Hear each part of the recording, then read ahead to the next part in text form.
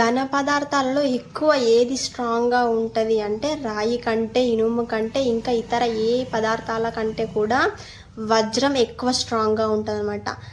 అలాంటి వజ్రాన్ని కూడా ఛేదించే శక్తి రాముని బాణంకు ఉంటుంది అనమాట. అంత శక్తివంతమైన బాణం దెబ్బతిన్న వ్యక్తి పరిస్థితి ఏ విధంగా ఉంటుందో మనం ఈరోజు తెలుసుకుందాం.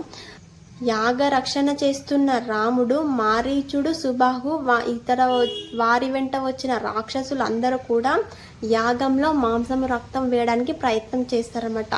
అంతలోనే రాముడు మారీచునిపై చెప్తారన్నమాట లక్ష్మణునికి, ఏ విధంగా కొడతాను చూడు అని చెప్పేసి. అప్పుడు రాముడు మారీచునిపై మానవాస్త్రం వేస్తాడనమాట. మానవాస్త్రము సుబాహుపై దివ్యాస్త్రం వేస్తాడు. అక్కడ ఉన్న రాక్షసులందరినీ కూడా వాయుయాస్త్రాలతోని సంహరిస్తారనమాట.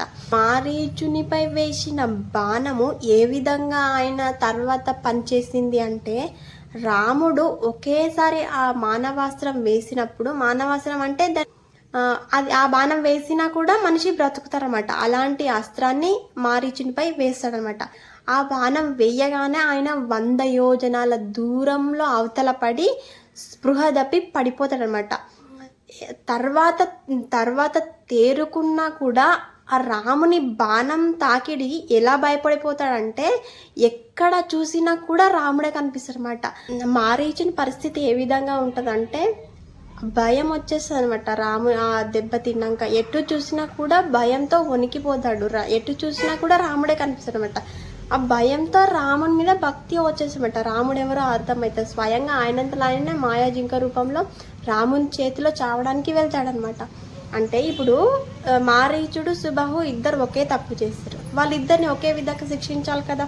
ఎందుకు వేరువేరుగా శిక్షించుండు రాముడు అంటే, ఇప్పుడు మనం ఏం చేస్తాం, ఒక మనుషుల శరీరాలు మాత్రమే చూస్తాం. కానీ రాముడు ఆయన పరమాత్మ కాబట్టి శరీరంలో ఉన్న ఆత్మని కూడా, ఆ జీవుడు ఎవరో కూడా చూస్తాడనమాట. అదేవిధంగా మారీచునికి ఒక దెబ్బ చాలన్నమాట. ఒక దెబ్బ వల్ల మారీచుడు మారుతాడు కాబట్టి ఒక దెబ్బతో ఆ విధంగా కొడతాడనమాట.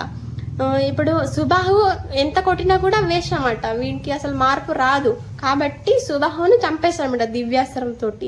ఈ విధంగా యాగరక్షణ చేశాడనమాట. మీకు ఫుల్ వీడియో కావాలంటే నా యూట్యూబ్ ఛానల్కి వెళ్ళి చూడండి. హరే కృష్ణ, హరే రామ్.